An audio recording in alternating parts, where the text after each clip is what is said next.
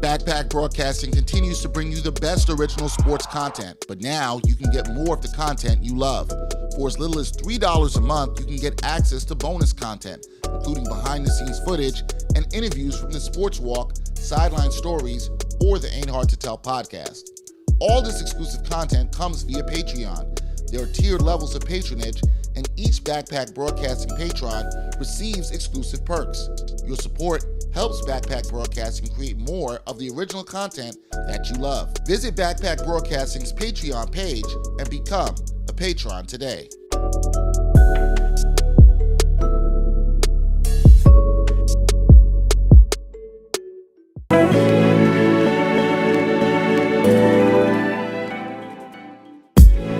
The Sports Walk is back. Watch Season 4 of Backpack Broadcasting's original, award-winning web series that brings you the opinions of real sports fans in these streets, literally in these streets.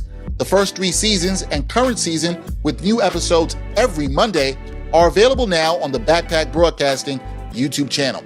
Check out the 2017 NYC WebFest official selection and see what other sports fans have to say on the hottest issues in sports today. It's easy, y'all. Just take the Sports Walk.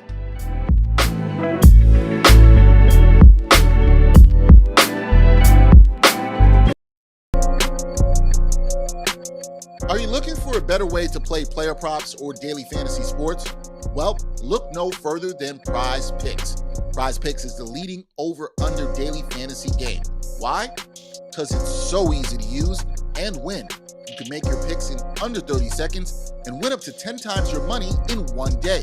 Right now, we have a special offer for our viewers and listeners of the NBA Exchange. All you got to do is sign up now and use the promo code NBAEX. Prize Picks will match your first deposit up to $100. Yep, that's right. They'll match your first deposit up to $100. So, join the over 150,000 others who found a better way to play and download the Prize Picks app today.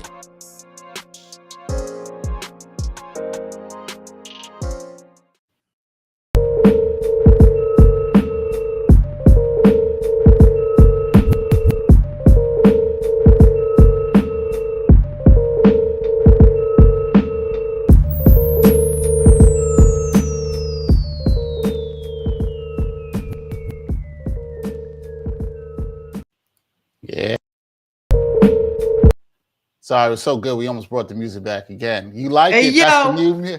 Hey, yo. That little West Side Gun should be up in there. We got some new intro music for the Ain't Hard to Tell podcast, episode 219. Shout out to Ghost Dave for the production. Yep. My man, Ghost Dave, East Flatbush in the building on the production. My man going back a long time.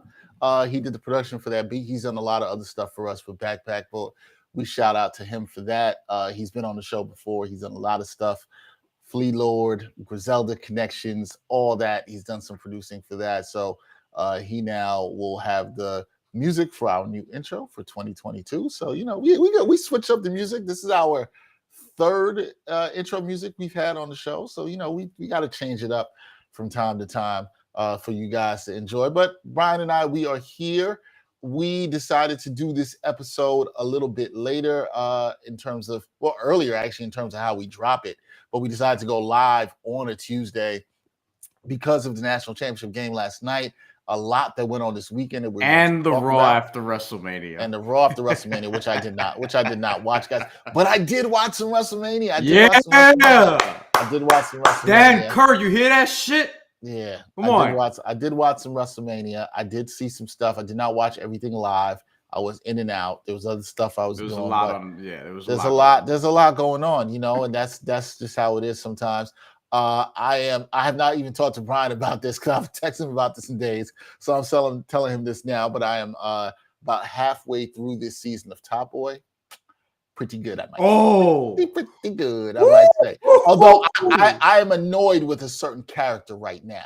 I'm annoyed with somebody, but we'll get to that. I was probably annoyed by the same person. Yeah, Pebbles. Oh yeah. Oh, there's somebody else. Your voice, your face tells me there's somebody else you're annoyed with. Don't tell me. Don't say. No, you've already seen the character. I'm sure I have, but I don't want to know who you're annoyed with. I just want to be annoyed on my own, and then I'll find out. Okay. It's okay. This Pebbles character is annoying me, but I feel like this where I'm at. I feel like she means well, but she needs to shut the fuck up. No, we're gonna get a top boy. I don't want to ruin nothing for somebody. There's sometimes people who act stupid, and then they get things that happen to them, and you're like, well, yeah, because it was stupid. That's just it. That's what I feel about that character. We got to get into that. We got national championship game last night, which was a good one. We got Coach K, got him up out of here. UNC doing what they had to do for the people. We appreciate that. New York Mets opening day is Thursday, and I'm feeling Brian and other Met fans, we were like really hyped like a month ago. Now we're like, no. We'll talk about that. Situation. We got WrestleMania. We got the Grammys messing up a category, particularly Reggae Album of the Year.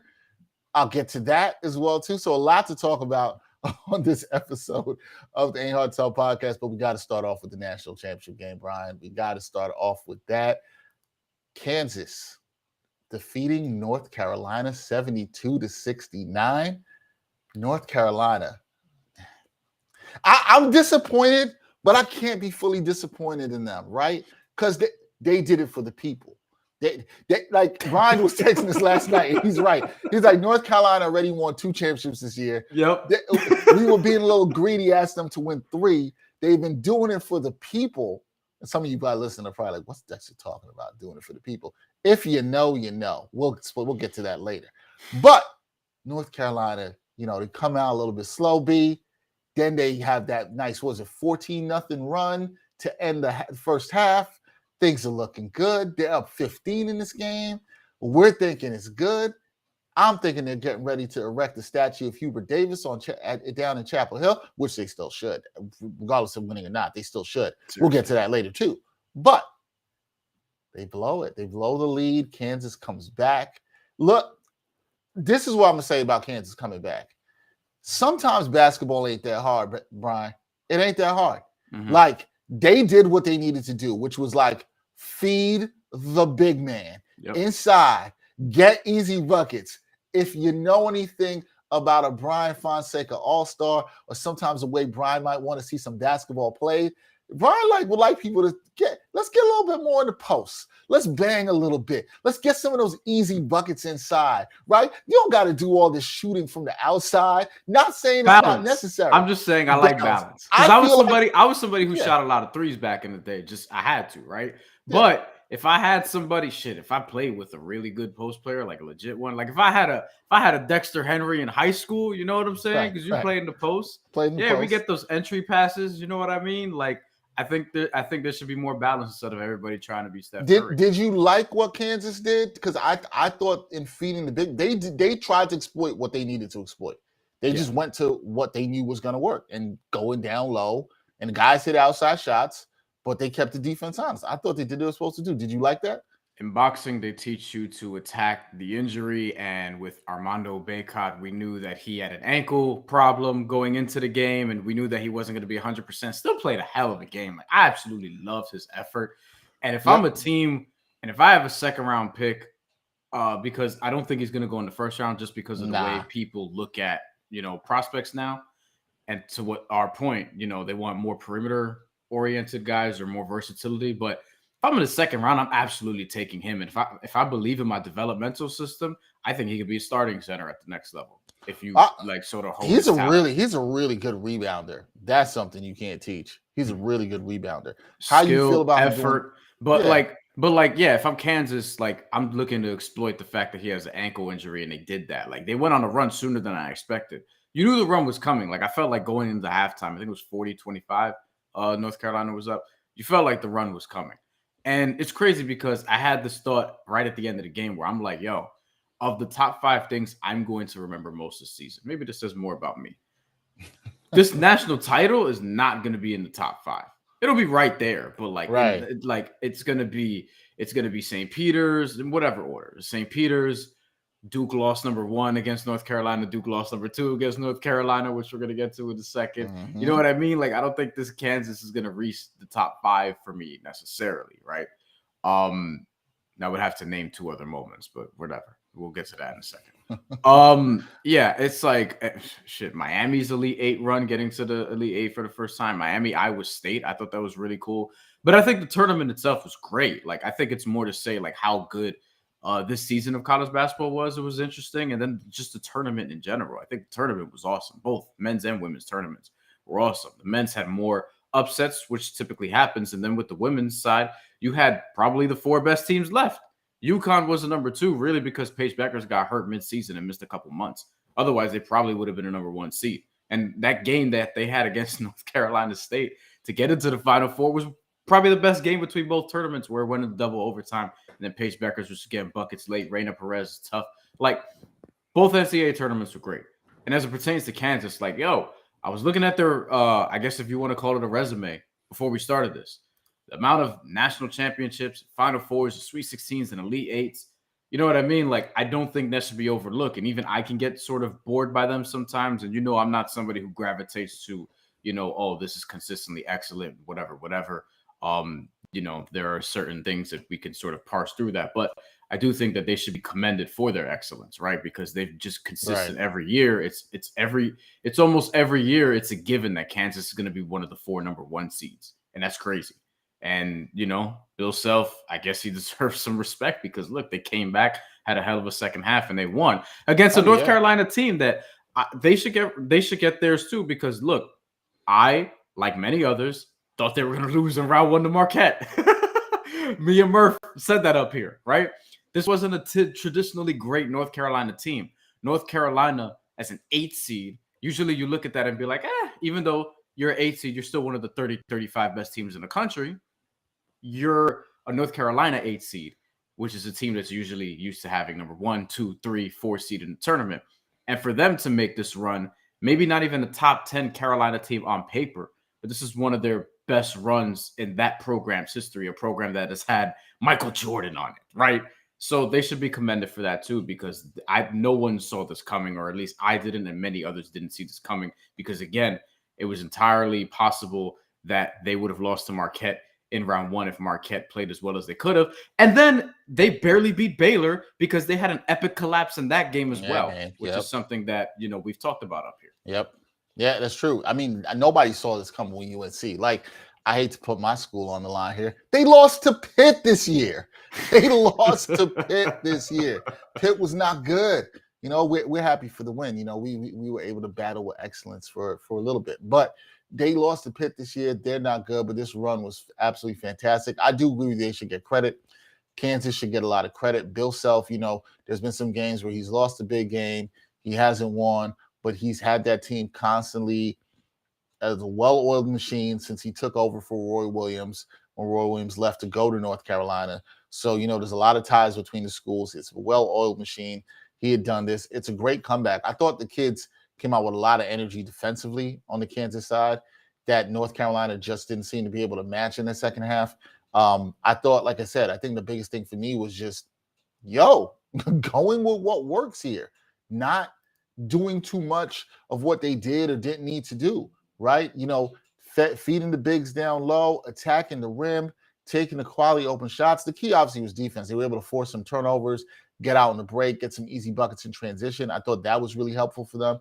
But yeah, I give a lot of credit to Bill Self and that team for responding. It was easy at down 15 at the half to mail it in. They didn't mail it in. Carolina, even when he got punched in the mouth, I think that was something we should give them credit for too. Even when they got punched in the mouth, Brian, they still, responded. This is still close. They had chances and they fumbled a couple of possessions down the stretch and some key turnovers in the final minute, but they had a chance down the end, even with, I'm forgetting the player's name who stepped out of bounds. They had a chance to tie it with a 3.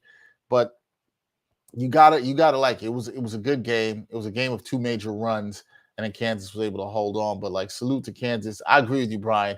Fantastic tournament. Also fantastic women's tournament, as you said. I think you will remember St. Peter's from this year for how they played. Brian got a lot of what he wanted in this tournament. He got a lot of the underdog loving in this tournament, right? I got Puerto Ricans going far in the tournament. George Condit, what I'm saying? The tournament was catered to you, man. Like the tournament. I got Butch Lee's kid, Matthew Lee, going far in the tournament with St. Peter's. Yeah, the tournament was catered to you. So, And Daryl Banks, who's their leading scorer, yep. also half Puerto Rican. You know what I'm saying? Like You're just in heaven. You can't, next year's tournament won't be as good though, right? It won't. You yeah, just can't probably live up not. to I it. will say this is one of my favorite tournaments in a minute because I feel like we haven't had as many great tournaments lately. But since at least 2016, was the one where Villanova, Chris Jenkins won on the buzzer beater against North Carolina, actually. Yep. And where Marcus Page had a ridiculous shot before that. That tournament, it was a pretty epic one. Also, I think this is the best one since that. So you're talking about 6 years, basically. Unless I'm disrespecting 17, 18, or 19 totally. And last year I didn't think last year was a bad tournament. It's just, it was different. You know what I mean? Different environment, et cetera, et cetera. And I just feel like not even because it's in a bubble or whatever, because I actually thought the NBA bubble playoffs were really good and really interesting, and we don't give that enough credit. But for college, what hurt it was there were just a lot of games cut. There were some conferences that only played conference games and weren't able to schedule regular season games. And then the entire year, it was kids getting COVID and kids testing positive and not being able to play. So I feel like that made the whole situation wonky, where I feel like this was back to, college basketball, full season, et cetera, et cetera. But this was a great tournament, both men's and women's tournaments. Awesome. Yeah, absolutely a great tournament, both men's and women's tournaments, as you said. So, you got like a national title game. Kansas defeats North Carolina 72-69. Hopefully you got to enjoy that. But before we got to the national championship game, oh man, if you are a fan of the UNC Tar Heels this season, I don't even think it matters for y'all that y'all lost.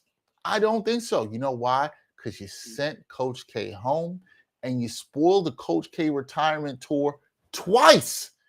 Twice they did it. And I was at work. I think this was on Saturday. This was Sunday. On Sunday, I was talking to somebody who was a UNC alum. They were so happy. They told me they didn't care what happened on Monday. And I understood it. They were like Brian's been saying, it was like, we already won our championships. That's what they're saying. And they already got 6. They already got 6 national titles. It's like, we've done this. They were like, the person told me to send Coach K home without having a chance to win his 6th national title, was so sweet. So sweet. And I said to this person, and also my man Zach Brazilla also said this too. Yeah, we gotta put a statue up of him at Chapel Hill. He sent Coach K home. If he had won the championship last night, Hubert Davis, needed that statue. But if he had won the championship last night, woo, that would have been so sweet for him to have sent Coach K home. Also ruined his last game at Cameron Indoor, where they smacked him. UNC just smacked him, and Coach K was mad about this. And look, some people might be like, Coach K is a great coach. What's wrong with you, Dexter?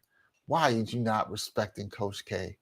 I'm not saying Coach K is not a great coach. We talked a lot about Coach K and his greatness, okay? We know he's done a great job, what he did at Duke. We know all that. I think what certain people may not understand, particularly if you're not from the Black community, right? And I don't want to take all the credit for this because I think a lot of us have spoken about this. We know this, we feel this way. Bomani Jones on his new show, Game Theory, did a fantastic job of a little sketch that he did about this. Look, you was growing up when I did in the early 90s, the kind of players that Duke recruited, right? Particularly when they were becoming more and more Black starting players in college, Duke wasn't really going that way. They were still recruiting the Christian Leitners. They were still recruiting that guys. And when they recruited Black people, it was a clear, certain kind of Black person. Okay, let's just say they were staying away from the urban folks, as some of y'all might like to say. They were staying away from that. So I think more people, particularly if you come from urban inner city areas, you rocked more with the Fab Five in Michigan. You know what I'm saying? They were a little anti-counterculture, more hip-hop. UNLV running Rebels. You were down with them. Georgetown Hoyas, down with them. The people looked like you a little bit more. Styled like you a little bit more. We're trying to style on people on the court like that a little bit more. A lot of these teams had the Brian get down in them, right? We're out here to mash things. We're out here to, pardon my language, things up. right? We're trying to get this done. And it was very anti-Duke. So I think a lot of people, they were happy to see Coach K go out like this. They didn't want a happy retirement for Coach K, because later Coach K started recruiting those kind of guys. He changed it up. He understood what he had to do, but it was later. But nobody ever talks about why he was recruiting those guys before. We just avoid that subject as if it didn't happen. But it happened, and we saw it. And you know what? Some of us are happy. Some of us are happy that this happened, and he got up out of here. Our man Gerard Hector likes to say Coach K is a tyrant. He's not here for him.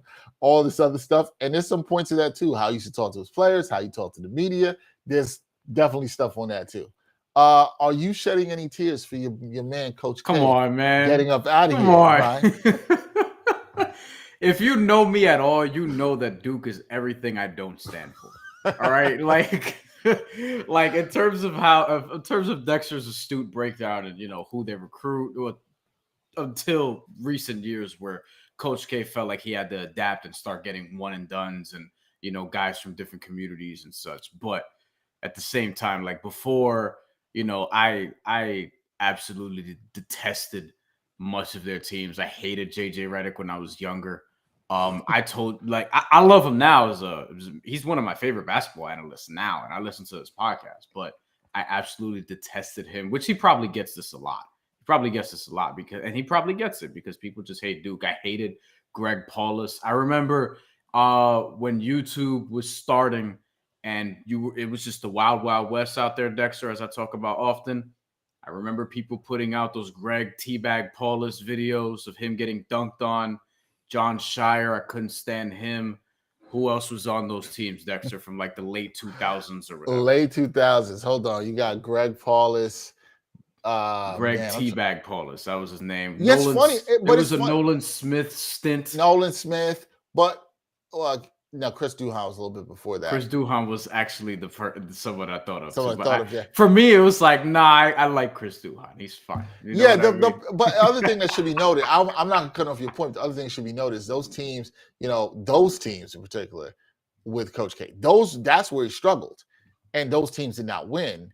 And those are my favorite teams. Yeah. Those are my favorite ones because they would always lose in the tournament. They would lose too early, and it'd be great. CJ McCollum and Lehigh busted their ass one year in 2012 or 13 or whatever that was. Let me pull up a roster from 08-09. Gerald Henderson was on the team. Didn't like him in college. Yeah. Miles Plumlee. Okay, that was the start of the Plumlee run. I could not stand the Plumlees and Lance Thomas and I said Nolan Smith already. Kyle Singler, just a bunch of hateable fucking basketball players that I could not I just couldn't get down with them. So I do not like Duke.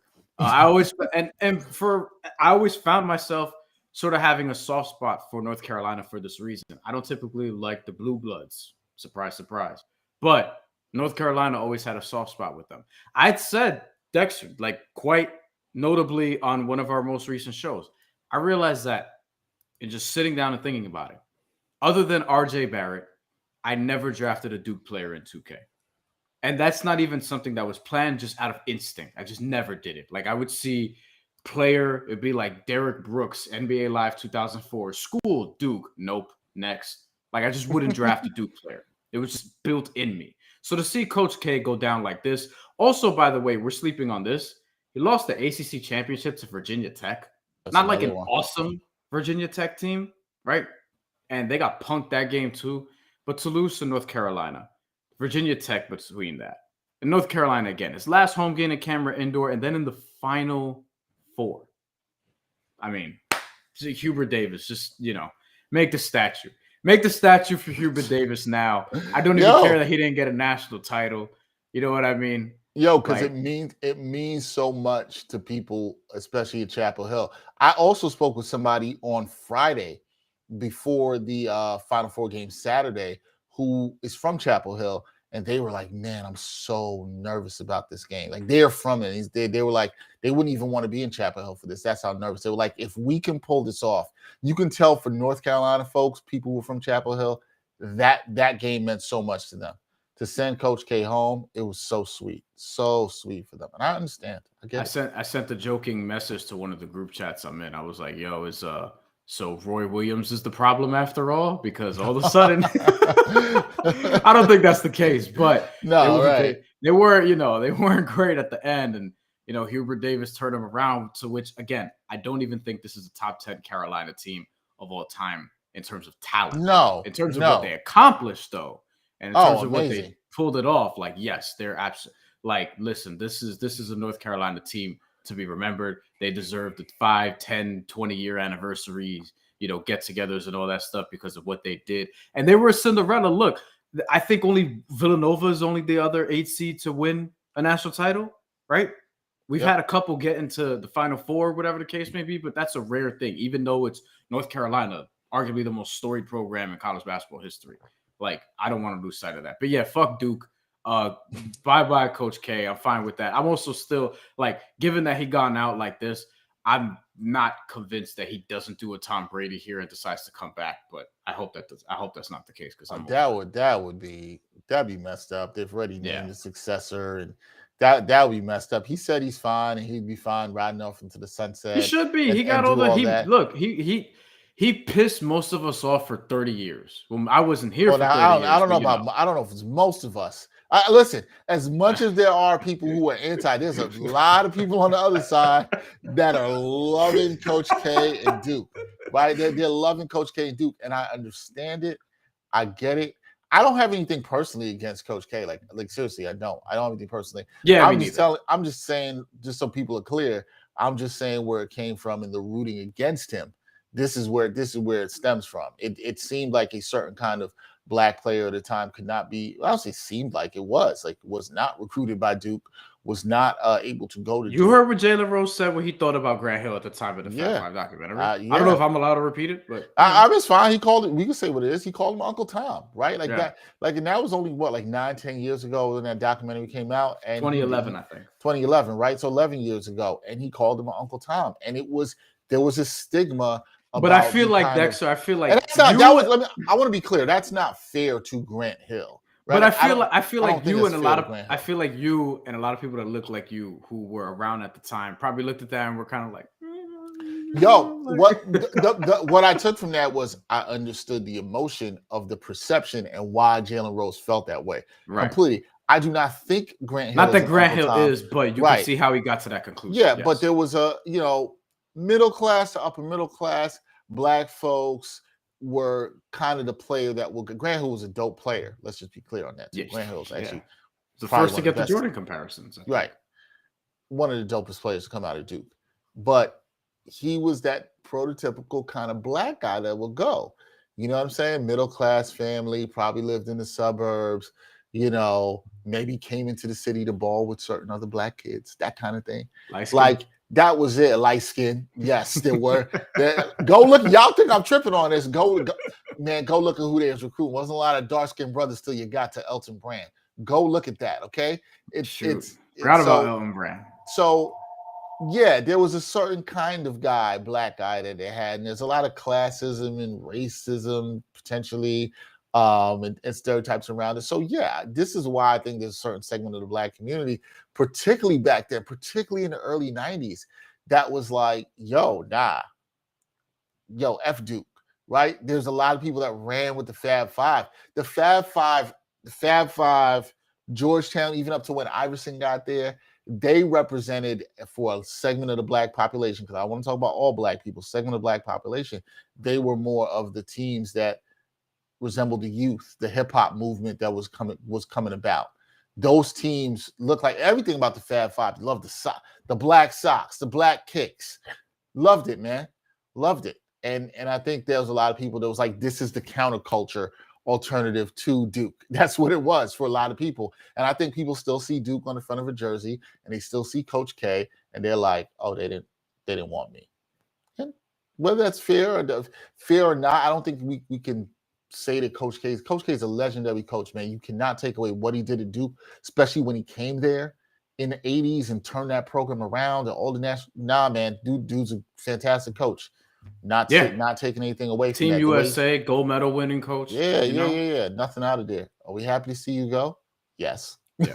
yes, we are. Yep. All right, moving on. We're going to talk some baseball. Opening day is Thursday. I don't even know. Like when the labor stuff went off, I was happy. I'm Are you glad getting to the see show this baseball. year, by the way?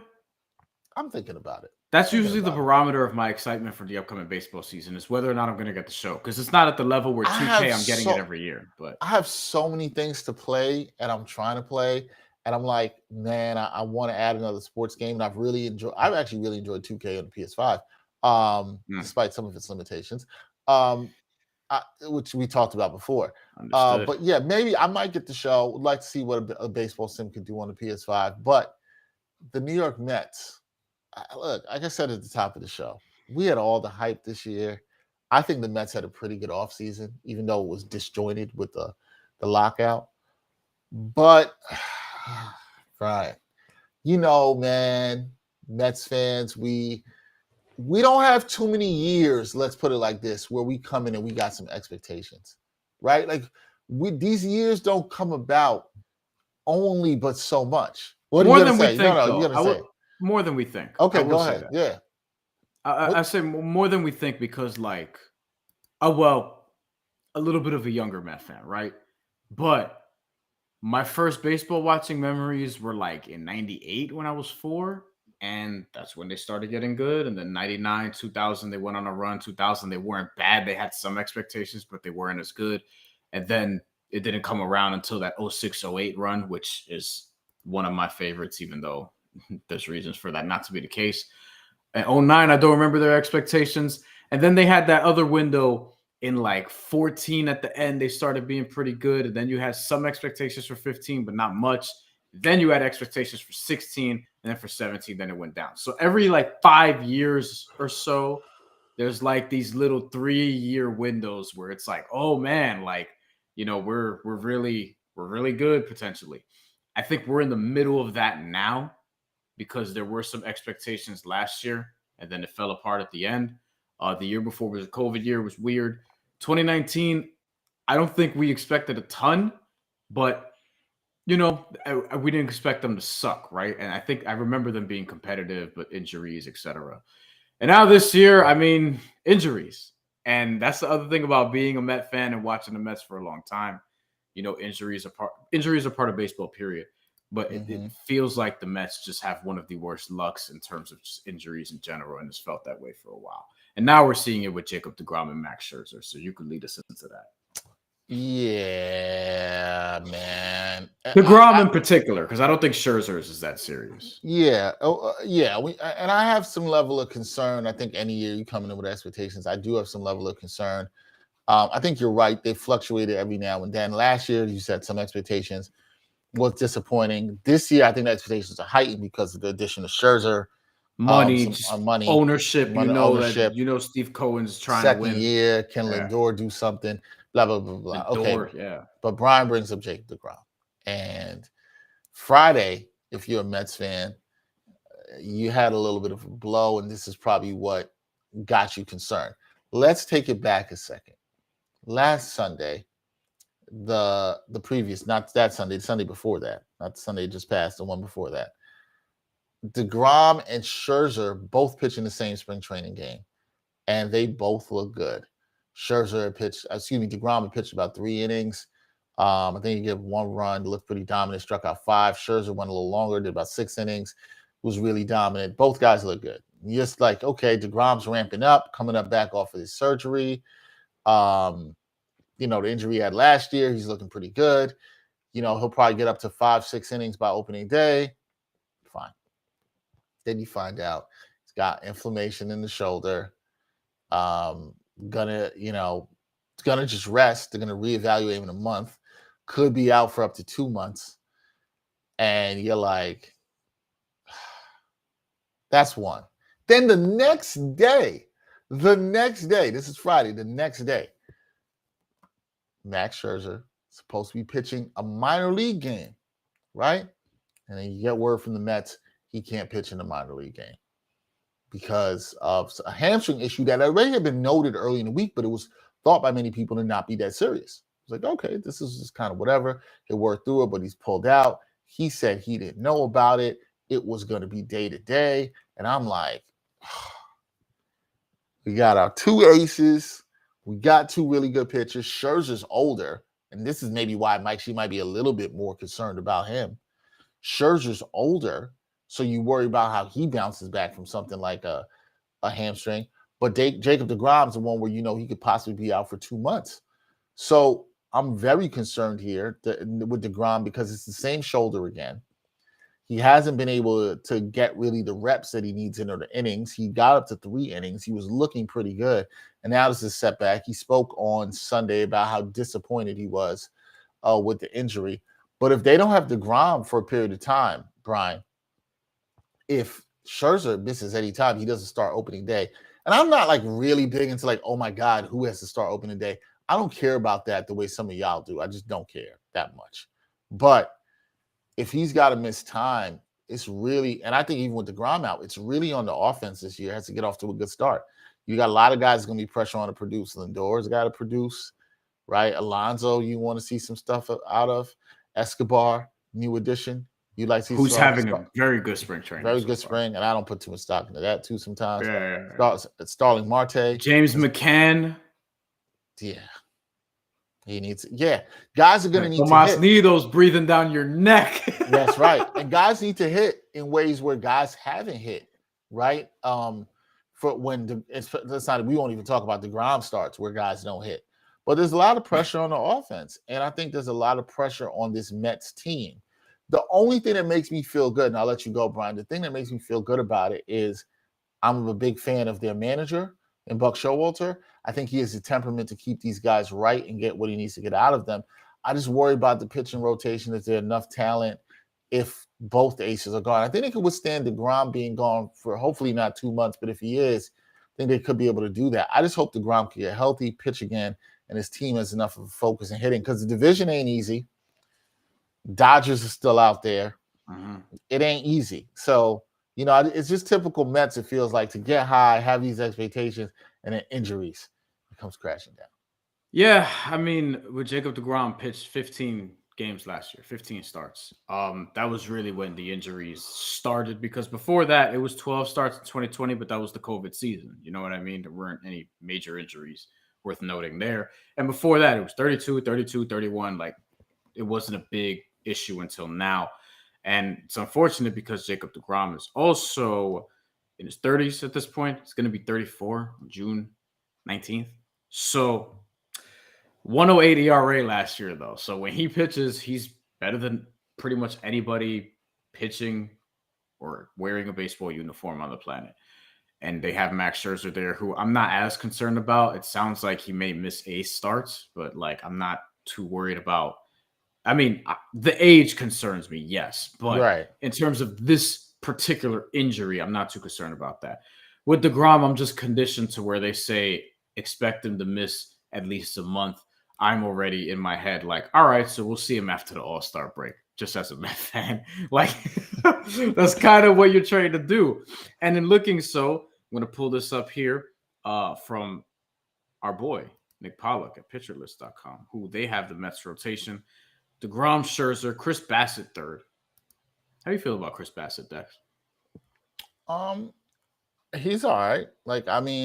Right. That's kind of the point, right? Fine at 3. I have no problem with that. I think he's a fine third starter. I like that trade. I thought it was a trade worth making. I don't like him as a number 1 if we're gonna, not have. Yeah. Now you're moving him up to number 1, number 2. And he's probably, if Scherzer can't go, he's your opening day starter. Again, I don't get crazy about who's starting on opening day. I'm not going to go crazy about it. Carlos Carrasco. I think he's all right, but we'll see. Tyler McGill. My dad likes Tyler McGill. He has some hopes for him. He likes him more than David Peterson, which, kind of in the same boat right now. I'm kind of wait and see. Yeah. Yeah. Taijuan Walker, who I still like. He collapsed at the end of last year. Started off last season really good. I like that signing. I give him a pass because it was his first full season in 3 years because he's been injured and he lost gas at the end. It kind of he hit a wall. It happens. Don't want it to happen again this year. Hopefully he can make it through healthy because he was a big part of that. He was all-star last year, right? So Taijuan Walker, who I think should probably be opening day starter maybe. But Taijuan Walker's there. And I mentioned David Peterson. I mean, he should get a look here, you would think. And if he's going to be something, what I didn't like was the rumored trade, which we should talk about a little bit. Dom Smith to the Padres for Eric Hosmer, Chris Paddock, and I'm already forgetting the other person. I think it was a reliever. It was a reliever from the Padres. His name escaped me. He was probably the best part of the deal, but that's which is crazy because Chris Paddock looked phenomenal in 2019. Like he looked like he was going to be a star. Yeah. But I gotta say this about that, and I gotta shout out to my man Victor because he's the one who told me this. He came up and he was like, "Yo, when you read about Chris Paddock, you start hearing all these buzzwords. That's like great potential, strong arm, just needs to put it all together." And my man Victor was like, "You know what that sounds like? Oliver Perez." And I was like, yep. Yo, yeah, it does. It does. It sounds like Oliver Perez 2.0. And here's the thing. I used to root for Oli Perez. We know he had the good stuff. Needed to work on the control, all that stuff. He was still pitching like a year or two ago. He just retired this offseason. Just retired, I believe. Yeah. Just retired. So shout out to him. He didn't put it all together, but he put enough together to play. He put enough together to earn some money and feed his family. That's fine with me. Yeah. I listen. That trade, and I didn't talk to you about this trade, but I don't think we did. Maybe you brought up the group chat. Every Met fan I knew was like, "Nah, son, we out on this." No. Like, nah. And Met fans love Dom Smith. Like that's what it is too. It's for good reason. Like he seems, by all accounts, a lot of people just love his personality, et cetera, et cetera. Every time they mic him up, I get excited because I know that it's going to be actually entertaining. And if you want to talk about potential, this is somebody who I think he's. Wow, it's 26 now, maybe. But I still think that he's somebody who can reach a level that he did at one point in his career early. I think he struggled a bit last year. And I also think like it's been weird, right? Like some weeks he'll play 5 times and other weeks he'll play a couple times and then pitch hit and then he'll start. But don't you think some of it, Brian? I always hear the thing with Dom Smith because I like Dom Smith too, like you. But I think the thing is, people always like, "Oh, he doesn't hit for power," and I'm like, "Yo, but he's a pretty good gap." I don't care. Why he got to hit for power? I'm with you because he plays first. It's old school. He plays first or third. It has to be a power position. Big, or because he's big or whatever. I think we get bogged into too many of those. Like, this is a power position. He plays left field. He plays first base and third base. So, like, I think sometimes those things are. My first baseman could play leadoff for all I give a shit. Like, it's like. Look, that's another thing. We got past the point where people remember before leadoff was always your fastest guy, which I still would do, by the way. That's something that I would still subscribe to. Except nobody steals bases. That's a whole other thing. Yes. That's why I would steal bases. That's why I would do it. That's why I love Starling Marte being on this team. But you also have now you've got teams just putting their best hitter first. Which is not something that I would do because I would want my best hitter to have somebody on base, most likely. Yeah, I would want that too. But I'm saying, my point is that we've grown out of that, and that's basically it. But Dom Smith last year was the first year that he had more than 200, not at bats, plate appearances in a season. Okay, because he just hasn't. Remember, 2017 he was a rookie, came up late. 2018 he was up and down. 2019 he was pinch hitting. 2020 was COVID. And then 2021 finally got, a full season where he was playing more so. Right. And he hit 244. By the way, above league average because everybody's just doing the same shit. Now he was somebody who got hurt by the shift, right? He was somebody who got really hurt by the shift. And now this year, we're going to see. I still am not anti-shift because I think motherfuckers should just learn how to hit the other way. Yeah, I've always been on that. A couple of you shout out to Twisted Tapioca up in here. What's good with you? Also, he had a nice comment. Brian keeping a stack of books behind him, pretending he reads is still wild to me, but I digress. That's my Brian, book. I wrote that shit. Yeah, let him know, Brian. Let him know. It's on Amazon right now. Let him know. Also, shout out. But I don't read that many books. To your point, I don't. He knows you don't read. He knows. He knows. But he wrote a book. You can't take that from him. Shout out to my man Omar. He says Dom Smith needs a new team that's going to play him at first and leave him alone. To your point, though, he Brian, might. I don't want him to leave though, and they have universal DH now, so I feel like there's a path. They should utilize him, but part of the reason I think they might want to get rid of him. I don't agree with this. This was the point I was making before. Part of the reason they might want to do is like, oh, he doesn't hit enough for enough power. If you're gonna I think it's stupid. I think Dom could be a good hitter. I think he's a really good gap hitter, and I think there's ways we should look at that, the value in that a lot more. I think that I understood why they might want to flip Dom because they're like, okay, what that told me was this Jacob DeGrom thing might be a little bit more worse than we thought.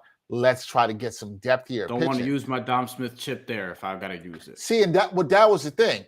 I was fine with the thought of using that chip. That didn't really bother me.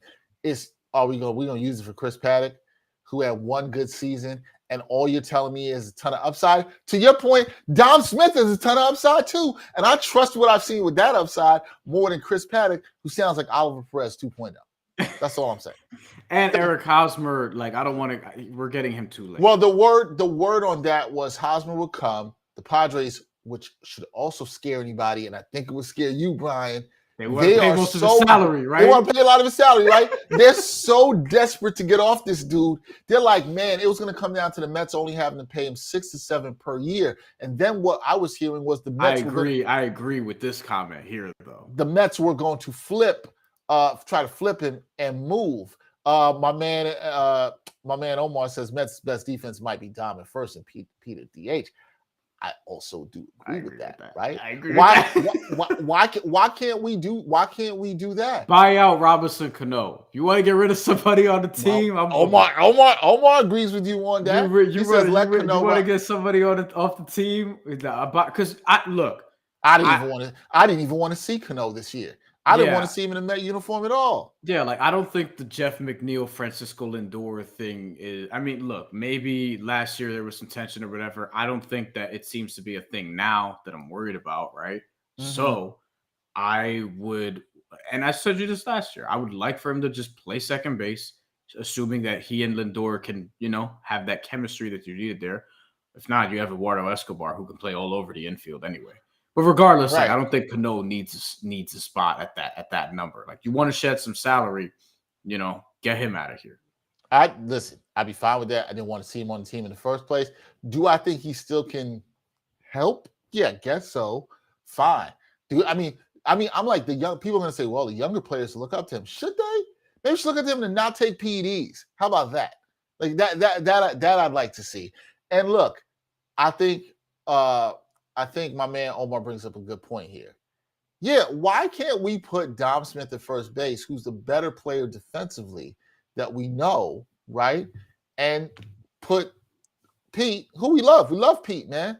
Put Pete at the DH spot. He ain't got to play the field. He's got to worry about being in the lineup, providing the power that y'all love, and hitting bombs and doing what he does. And Dom can play at first base. We know he can play at first base. He's a better defender. We know that. Yep. So I don't know, man. But you're right. You're right about Cano. You want to get a guy off the team, you should look at doing that. I don't think the Mets need to make another move right now. But then again, I don't know the information that they know. They might be a lot more concerned about this DeGrom injury or no more, and like, we need to shore up our depth. I respect them for trying. I just don't think Chris Paddock was the answer. That's all I'm saying. That trade didn't excite anybody. And then you were going to tell me you're going to flip Hosmer. Well, you can't flip Hosmer when then it comes down to his salary being $6 to $7 million a year, because now he's really worthless. I don't even know if the Mets would have been able to flip him, to be kind of honest with you. Yeah. I don't know. And it's like Hosmer has been booting stuff in the field. He has no role on this team. He's not better than Dom Smith. No. So not today. We didn't have to do that. Are we going to give a prediction on the Mets? Do you have a total of wins for the Mets this year? Just get into the fucking playoffs. That's it. Just get, because in baseball you just got to get into the playoffs. And now I did. Wait. Also, you should add get into the playoffs healthy. How about that? Yes, get into that's the most important thing. Just get 90 wins or whatever, 90, 95 wins. 90, I think, should do it. And then be healthy come September 30th, and then go from there. I did in a FanDuel video a couple weeks ago. I did pick them to win a division. Once I saw Freddie Freeman leave, but I feel like Atlanta could replicate Freddie Freeman's production with Ronald Acuna Jr. But go in as the wild card. I don't give a shit. Baseball's weird. Look at the Red Sox last year. By the way, I think people are sleeping on the Red Sox this year. They have the 4th best odds out of 5 teams to win that division. 5th is obviously the Baltimore Orioles. I think they could win the division again. They have one of the only managers who matter, and it's Puerto Rican. There we go. Got to put on. Got to put on. Yo, he gets Alex Cora gets shit done. I think he's one of the best managers in baseball, and I also think that Boston. All right, I don't Boston's disagree. Gonna make a splashy move at some point. I think they're gonna make a big trade, to like really like get into that top group. I think they're better than the Yankees, and I think they're probably gonna be better than the Rays. Yeah, the Red Sox are really good, and you're right. Honestly, I agree with this comment though. If the Mets don't get to the postseason, we riot. There ain't no LOL for me. If they don't get to the postseason, we riot. Period. Yeah, they don't get to the postseason this year. Nah, fuck that. I'm tight. Scherzer, DeGrom, Lindor, fucking Escobar and Canha, which apparently is Canha, not Canha. Starling Marte. Lindor's got to have a good season. I actually think that he will. I'm actually not worried about him. I think he's the MVP candidate this year. I think Juan Soto wins it. I hope so. MVP candidate this year. I hope so. Somebody actually questioned me the other day, asked, do I think Lindor is that good? And should the Mets have traded for him? I was like, yes. What's wrong with you? Somebody who actually thinks that Rosario will end up being a better player than him. No. Yeah, I don't think so. Twisted Topeka had a question. Do we get any degenerate future bets? I lay down knowing nothing about baseball. Look, I threw down some dollars on the Mets to win the World Series. And this is months ago, too. This was after the Scherzer signing. Vladdy Guerrero Jr. MVP. There you go. I like that one. That's the one that I've been thinking about in my head, potentially putting money on. I like Vladimir Guerrero Jr. MVP, and then Juan Soto in the National League, I think, is going to get a lot of love for this year. So, even though I don't think his team's going to be that good, but that didn't stop Bryce Harper from winning it last year. That is true.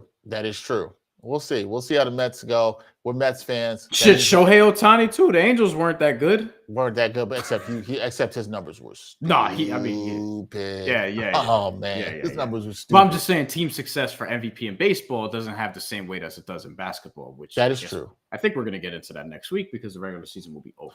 Yep.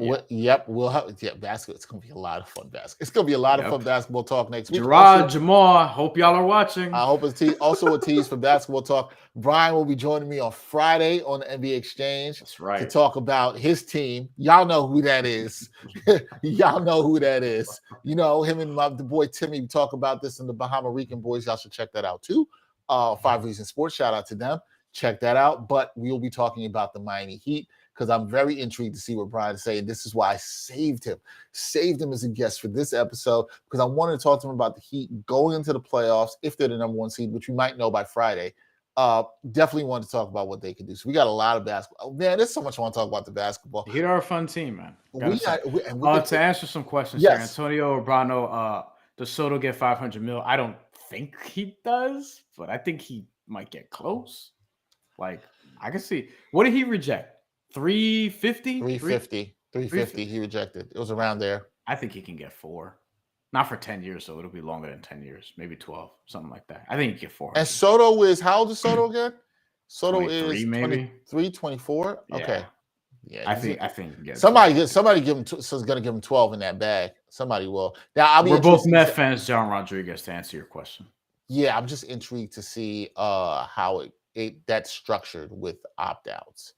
I'm both there. Yes, John Rodriguez. We are both Mets fans. Shout out to you for joining. Long suffering. Thanks for watching. We appreciate that. Twisted Topics. Yes, you know what time it'll be on Friday.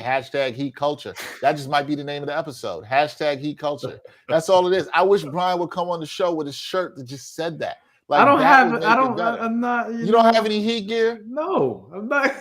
Yo, I'm not like actually a fan of the team. Whatever. You know what I mean? I love watching them. Ignore that. There are some. I will say this: there are some very, very good that I work with at 5 Reasons Sports. Some very good content creators who make entertaining content surrounding the Heat or whatever the case may be. But I am not like the people who watch our stuff where they're like living and dying with games and shit like that. I just enjoy watching the team or whatever. They've been one of my top 5 favorite teams to watch probably throughout the course of my I would say 5 years of my career. Yeah, I'd say last 4 or 5 years for you. You've been on it. I think if people don't know a lot of the way the team plays, which as a culture I respect. I also want to say that I laugh and joke about this, but I have a lot of respect for the Heat. In terms of things that I identify with. Oh, yes. And they're always ready for violence, except for, when they came to the Knicks and they were punks. PJ Brown trying to flip over Charlie Ward. That's a whole nother story that we don't have to get into here. Okay. I can't believe I'm saying this on an episode again. Yeah. For the second week 2 in straight a row. weeks. Like, I can't even believe I'm saying this. My man, Bryan Fonseca, he made me do this, y'all. He made me do it. I blame him. I blame Dan Serafin. I blame Kurt Semder. I blame all of you out there. All of you. Because you know what you did. They were like, Dexter, why aren't you watching the wrestling? You got to watch more wrestling. You're not doing it. You're not respecting the sport. Now, they didn't really sound like that, but you know what I'm saying. So anyway, we had a great, check out our last episode. We had a great discussion about wrestling. It was a fantastic discussion with my guys, Dan Serafin and Kurt Semder. Bryan, of course, was leading the way with all his extensive wrestling knowledge, which Bryan has a very extensive knowledge in combat sports. Please put some respect on the man's name. He knows what he's talking about when it comes to combat sports. So I will say this. I tuned in to a little bit of the WrestleMania 38. Okay. A lot of y'all thought I wasn't going to do it. You thought I was just going to be out here clowning the wrestling community. I said, no, I'm not going to do that. We're going to, look at some things, be objective. Now, I didn't get to watch a lot of this with my daughter, which Bryan had asked. It just didn't happen. She fell asleep. It didn't work out that way. But I'm going to try to start watching some of these highlights with her, particularly showing her Bianca Belair, which I will now say I'm a fan of. Okay. Yes. I'm a fan. I like what the young lady is doing. I respect her whipping people with her hair. Particularly how some people used to whip us. That is not that bad to see. But I watched some of this and I found some of the stuff entertaining. There was a lot of stuff we had talked about last week. Bryan and I did Stone Cold was coming back. That was nice to see. I like this tag team group, the Usos. I didn't see them until the Monday after Bryan and I recorded the last episode, the last Raw. I watched it to do some pre-WrestleMania 38 homework. Yes, people, I actually did some homework. And I was like, okay, I can get down with this. And that was fine. What else did I like from this? Let me think about it, Bryan. Cody Rhodes. Oh, Cody Rhodes. The return of Cody Rhodes. Back, and then he was on Raw last night, right? Okay. Yes. So I saw all this. There was some good stuff.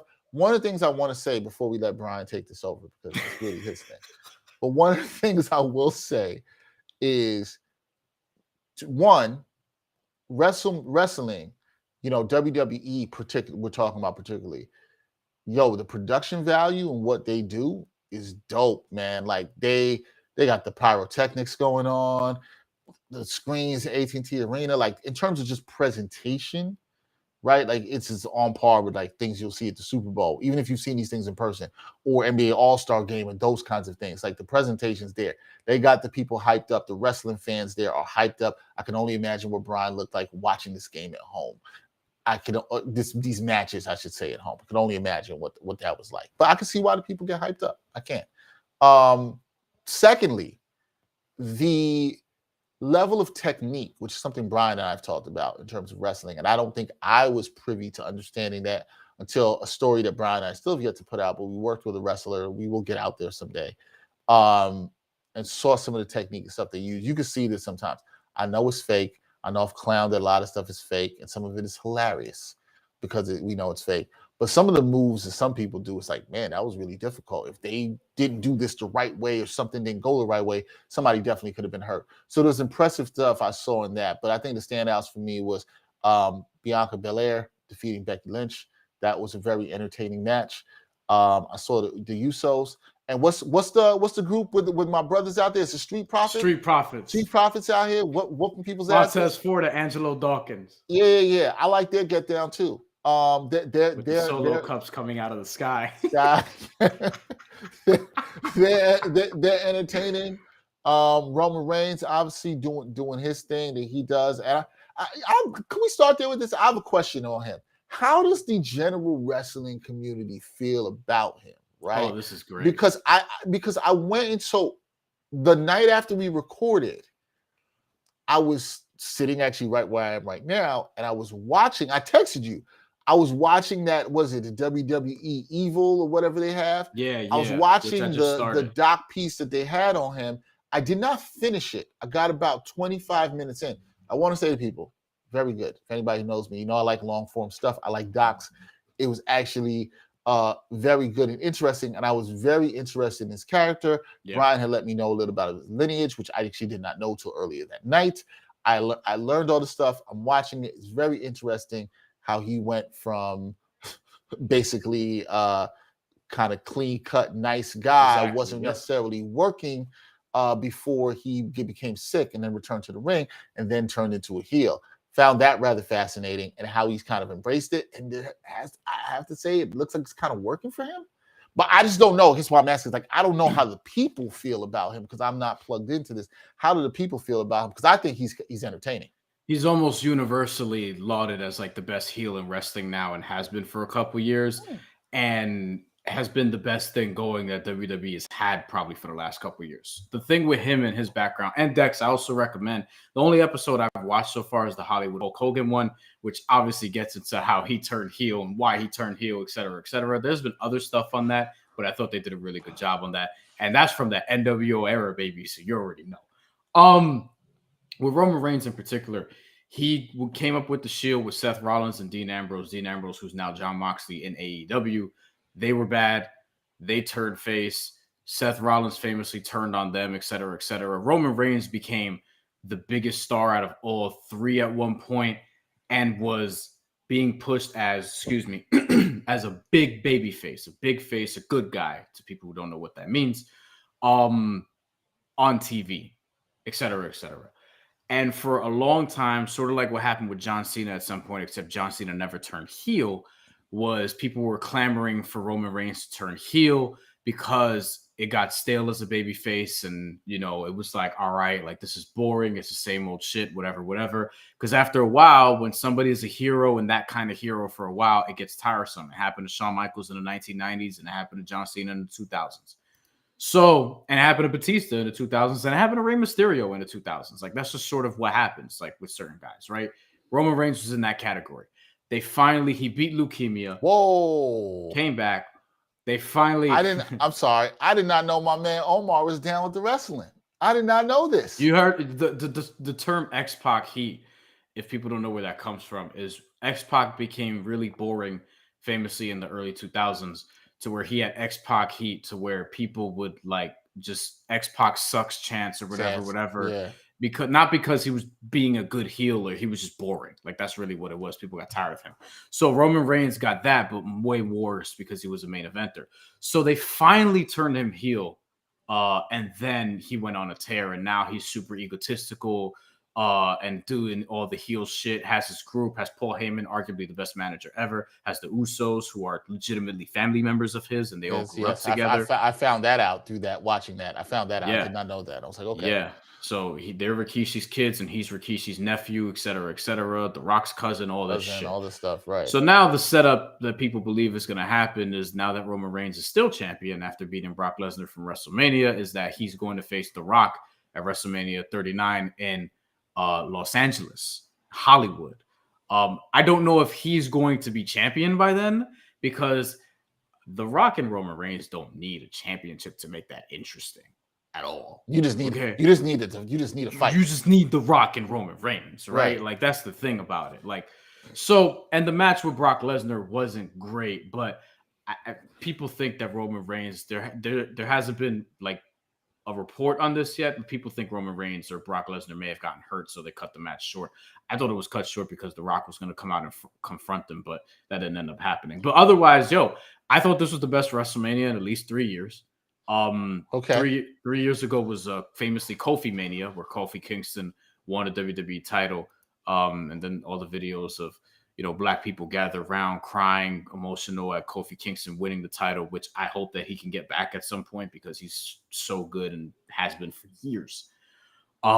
This has been the best one since at least that. Last year was pretty emotional because you had two Black women wrestling for the WWE women's title in Sasha Banks and Bianca Belair. Then Bianca Belair goes out and makes history again. She's a fucking superstar. To me, the best match of the entire pay-per-view was Seth Rollins versus Cody Rhodes. Cody Rhodes had one of the loudest pops of the night, had an epic return to WWE from AEW after his contract came out, and he had a promo that I do recommend people watching from that started Raw about how emotional this was.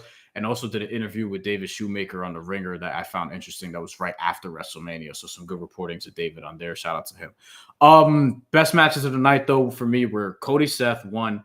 Which I didn't get to see live, but okay, yes, go ahead. That's the best one, I think. I actually put Stone Cold and Kevin Owens number 2. I got to see that, and then Bianca Belair and Becky Lynch at number 3. But look, and that was great, even though like I know the Reddit streets are probably going crazy because Becky Lynch's ass was out the entire match. But anyway, Stone Cold Steve Austin coming back and doing that. I just want to say this, and then I'm gonna get off it.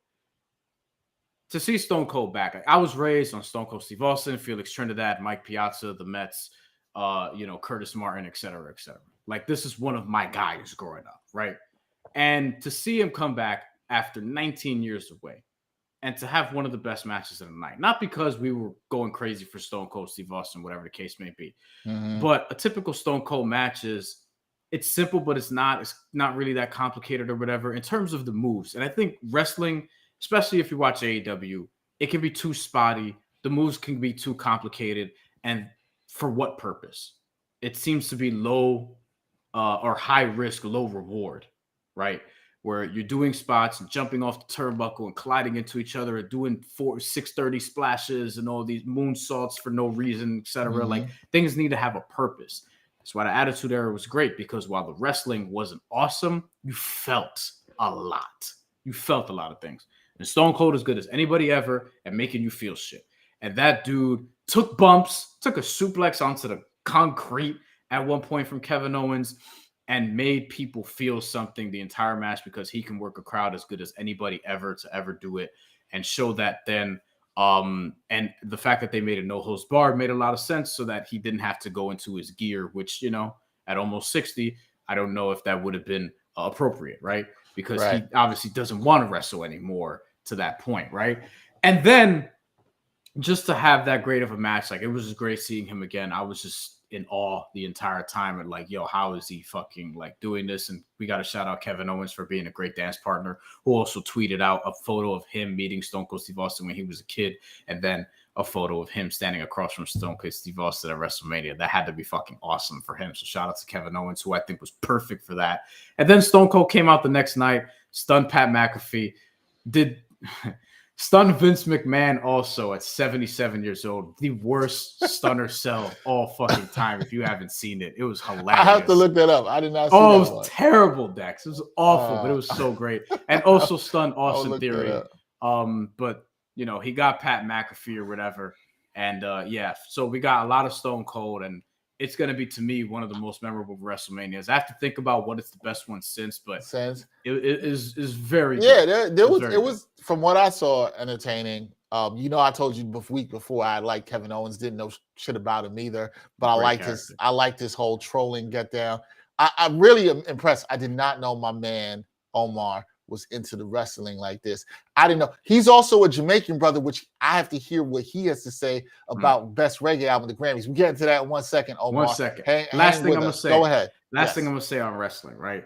Yes. Last thing I'm going to say on wrestling is just a couple complaints.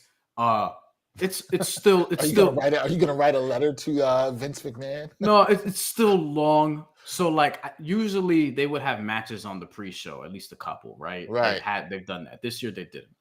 And this year, both WrestleManias, night one and night 2, started at 8 and ended at roughly midnight, right? Which on a Saturday, whatever. On a Sunday, it doesn't feel great. Sunday's tough, right? And it's like, if you're starting the pre-show at 6 and you're doing the thing that they did on college basketball last night, where you're talking about the game, and in this case, the matches for 2 hours. All right. Put a couple matches in there so that the card can go from 8 to 11, or just start the card at 7. Do you watch the pre-show though? Not really. Okay, I didn't think so, but okay, I don't need to, because the promo packages they show there, they're going to show during WrestleMania before each match, and the stuff that they say and talk about, I don't need to hear analysis. You know what I mean? I kind of feel like that about every sport. So what you're saying is like, I slap That's that what I'm football, saying. If I don't need it for Kansas versus North Carolina national championship, I damn sure. Why do I need it for the New Day against Sheamus? Yeah, and whoever was on. I mean, I guess if you're the casual fan coming in, but even if somebody's a casual fan, I'm gonna be completely honest. Like, I do not watch wrestling like that. Even if coming in, I knew some stuff from you, or I'm like, I could have read about it and I'd have been fine. That's the thing too. I would have been fine. If something major happens on the pre-show, I got my phone right here. You know what I'm saying? I can find it. It's fine. All right, we're gonna move on. We're gonna cut one of the topics we were gonna talk about, which is the NFL expanding the Rooney Rule here. But NFL is trying to save face and act like they care about adding at least one minority coach in terms of like position coaches on the roster, and one female coach just be interviewed or something like that. But I already felt like there was already a minority coach on the roster because you always got the running backs coach, and the running back coach always looked like me. So I don't feel like they're really changing anything there. Okay, Grammys. Did not watch the Grammys. Nope. Me neither. Shout out to Nas though. Heard he performed the medley. Gotta check that out. Sure he did. Shout out to the homie Christina Carrega, who said Nas was performing all the songs that he did not win a Grammy for because she's been snubbed. Nas did not win Best Rap Album 2 years in a row, even though I think he should have based on what was there on the field. I wouldn't even have been mad had it went to J. Cole for the offseason. I'm not totally mad it went to Tyler, the Creator, though. I did not love what I heard on that album early, so I was like, whatever. But like Tyler's cool. It's whatever. Now, my thing with the Grammys, oh man, this is so loaded. This is so loaded, man. My thing with the Grammys this year is, and this should also be clear. Brian knows this. I've said it to him before. I'm not a big award show person. I do not run into tuning for the awards. I don't really care. They generally disappoint me. They generally don't get the stuff right, in my opinion. I know music is subjective. I generally think sometimes it's just a big popularity contest because that's what it is. So I don't watch. I know a lot of people don't watch. And a lot of people were talking about the Oscars the week before and Will Smith slapping Chris Rock, blah, blah, blah. I'm glad that conversation has quieted down because I was exhausted by it. Thanks. However, the Grammys. One of the things I listen to a lot every year, besides listening to hip hop, if people know me, I like to listen to a lot of jazz. I listen to a lot of reggae and soca. But some years I might not get into a lot of reggae albums the way I want to. And so sometimes I will once the list for nominations come out for Reggae Album of the Year, I'll look at it on the Grammys, and generally they always compile a pretty good list. The 5 nominees are pretty good. And I would also say most of the times they nail it and they get it right.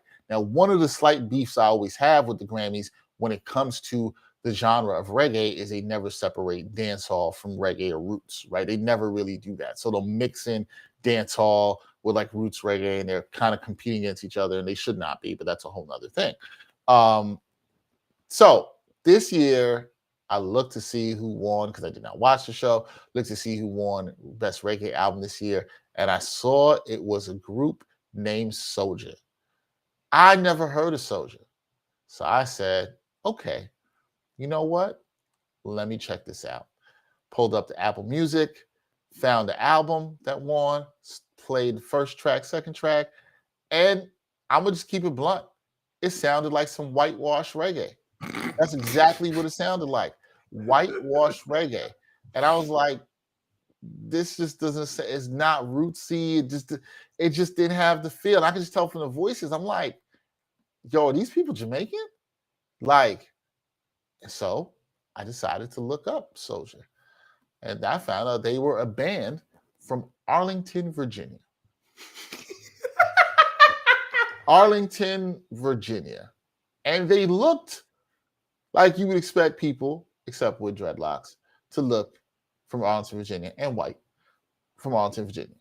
And I was just like, oh, okay. Soulja also stands for, Soldiers of Jah Army. That's what it stands for. This group, Soulja, they've been making music for a while, this band has. But they Virginia-based band. They won for their album Beauty in the Silence. I want to give them credit. That was released in July, peaked at number 2 on Billboard's reggae albums. They beat out Sean Paul, dancehall artist, as I said, probably shouldn't have been there. Spice, which a lot of people said their album was good. Jesse Royal, Atana, and Gramps Morgan, right? Did that. Now, this got a lot of flack on social media, right? A lot of people were mad on social media, particularly our Jamaican brothers and sisters. And I don't know how our man Omar feels about it. My man Omar feels about it, but a lot of Jamaican folks I talked to were like, "Yo, what's going on?" Like we already know, talk about Oscars so white, and reggae is the music of the Jamaican culture. It's known from Jamaican people, and now you got this band from Arlington, Virginia, winning it. And I'm not saying they can't win it, people. I'm not saying that, but from what I heard, and I'm somebody who listens to a lot of reggae, nah, man, it wasn't hitting. It wasn't hitting. And I see y'all got jokes in the chat. I see y'all got the jokes. Arlington, Virginia, well-known reggae mecca. Yes, that's where everybody goes. Everybody goes to feel irie. I hear you. All right. They call Arlington Kingston North. y'all do too much, right? Like, but B. And here's the thing, because you get into this whole thing with is this cultural appropriation, and I'm not even trying to go that deep, but I could understand why the Jamaican brothers and sisters feel a kind of way about this, particularly when, at least from my ears, from what I heard, and I didn't listen to all the other albums, it ain't sound like that, right? Like it wasn't hitting like that.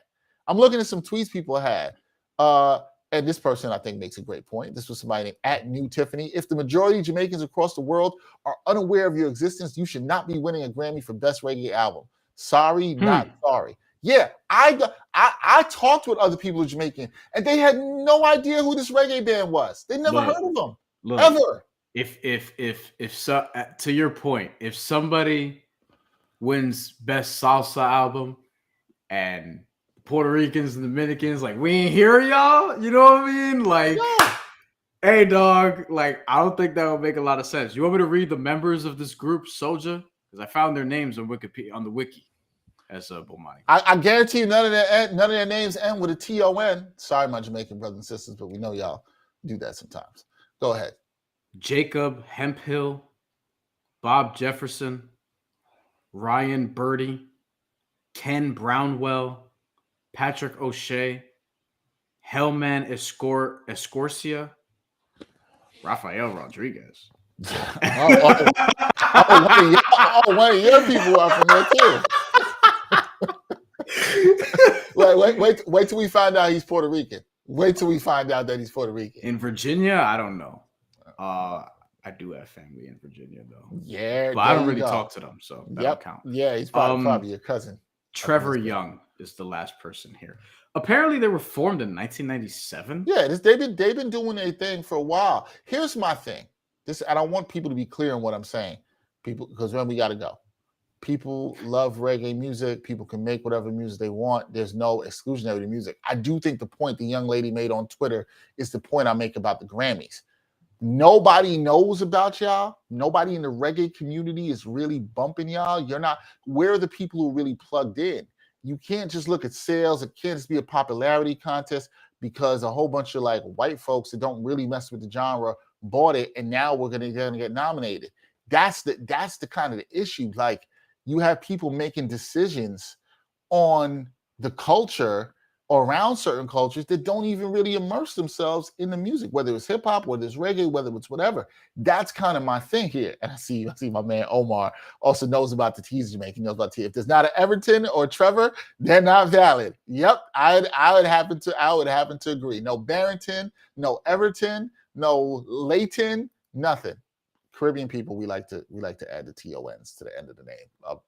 So that's it. But I think that's my problem here. And it's just that, like, also, like, the music's got to be good. And it ain't sound like that. Now, if there's some Jamaican brother or sister that's out there willing to tell me that Soulja is slapping like that, cool. But I didn't hear it. And no, this is just typical for the Grammys. This is typical for the Grammys. Not connected with certain cultures. Who's making the decisions on Best Latin Album? Like, do we have people that actually listen to the music and really just invested in that music in the room making the decision for the nominations? No, because we know the people that run the Grammys is old and white, and they're not really trying to do anything like that. And that's why I don't really watch. This? I'm just saying this because we've talked a lot about hip hop, but this happens even outside of hip hop. And people who are not connected to culture or immersed or invested in the culture, it has nothing to do with Soulja being white, right? It doesn't even have to do with that. But were they really one of the 5 best reggae albums that dropped last year? Yeah, from what I heard, I doubt it. That's what I'm saying. You know, I think award shows, specifically major award shows and major awards, are overrated. We know that in this industry, no disrespect to people who have won Emmys and things of that nature, but like if you work at a big company, you'll get Emmy nominated because they nominate whoever is doing stuff at their big company. Oh yeah, right? yeah, Like yeah. that's just kind of how, like it's basically to say like everything is sort of a politicized game of like not not totally merit based. It's popularity contests, or it's just, you know, you could buy your way into the Grammys by just having a great connection with the board or great connection through your label. And that like that's a lot of how major award shows work. Independent, a little bit different, a little more merit based. Not perfect, but a little more merit based. But a little more merit based. Yeah. So like, you know, with these things, it's like always read between the lines and think about who knows who and who benefits from this the most. And you'll pretty much, you know, find your way there. And also follow the money, because that typically works as well. There you go on your Lester Freeman. There you go. All right, that is it for this episode of the A-Hotel podcast. Thank y'all for joining us live. We got to do more live ones like this. I enjoy doing these. For sure. It also makes our life a little bit easier on certain ends. I will say that as well too. But it's nice for y'all to rock with us in the morning. We hope that you had a good morning, a good day. We'll try to do some more. Probably also, you know, with NBA season coming up, Brian talked about doing some stuff on the NBA. Maybe we'll go again live next week. Who knows? We just might do that. If you missed the beginning part of the show, you can go back and listen. The audio will be up on all digital streaming platforms shortly. You can also rewatch this on YouTube. It's archived there for you. Still got some checking in for some people here. Also, only award shows that matters, Pace and Spaces midseason NBA award show. I got everyone else at that first wrong too. It happens, man. We get shout out to Pace and Spaces. Shout out to Paces and Spaces, Pace and Spaces, excuse me. And shout out to my man Omar. Great show, y'all. Respect. We appreciate you, Omar. Again, Omar, I didn't know you was into the wrestling like that. I guess you're watching it with the kids too. I understand that. Maybe I turned into that too. Maybe that happens for me. We appreciate y'all. Y'all know where to support us and follow us. Continue to follow us at AHTT Podcast on Twitter and Instagram. Continue to support that Patreon. I'll promo with Prize Picks, all that other stuff. Brian will be with me on the NBA Exchange on Friday, so we get to do this again. That will be fun. And then we got a lot of great shows coming for you through the rest of the month. Baseball is back. March Madness is over. So much to talk about. So we'll talk about all that on upcoming episodes. And a lot of fights coming up. A lot of fights coming up. Errol Spence, Jordanis Ugas is here. Amanda Serrano, Katie Taylor, Oscar Valdez, Shakur Stevenson. Gennady Golovkin is back this weekend. Tyson Fury, Dillian White, Canelo Alvarez. See how I just rattled all them off? It's all within the next month. You're in heaven. All this violence. Oh my God. So much. And then you got UFC this weekend. Alexander Volkanovski's fighting Peter Yan, Korean Zombie, Aljamain Sterling. Man, people are going to be fucking each other up, and I'm going to be watching and talking. All this violence, it can only mean great energy for Brian here on the A-Hotel podcast. That's the way I look at it positively. That's the only way I can look at it for sure. All right, he's Bryan Fonseca. I'm Dexter Henry. Until next time, y'all. Peace.